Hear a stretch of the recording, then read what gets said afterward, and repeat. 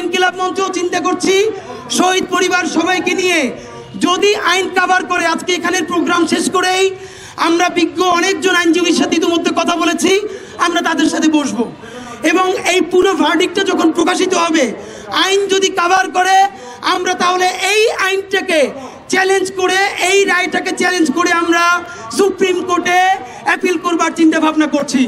বন্ধুরা আমার, আপনাদের মাধ্যমে এবার আমাদের সবথেকে গুরুত্বপূর্ণ কথাটা জানানো দরকার।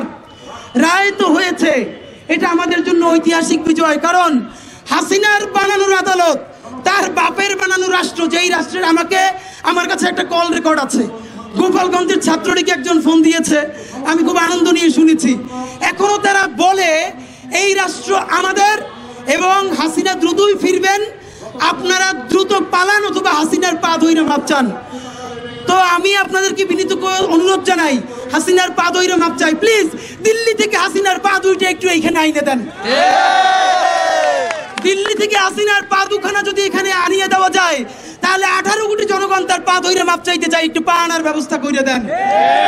দেখেন, এখন পর্যন্ত কোনো অনুতাপ বোধ না। আওয়ামী লীগের ভাই বন্ধুরা, যারা আপনারা ছোট আওয়ামী লীগ, গণহত্যা করেন নাই, শুধু শুধু এখনো মনে করেন হাসিনা ফিরবে, আপনাদের হাতে পায়ে ধরে বলি ভাইয়েরা, সে গণ কেস, এই শহীদ পরিবাররা বাইচে থাকতে হাসিনা নামে বাংলাদেশে আর কেউ ফেরত আসবে না।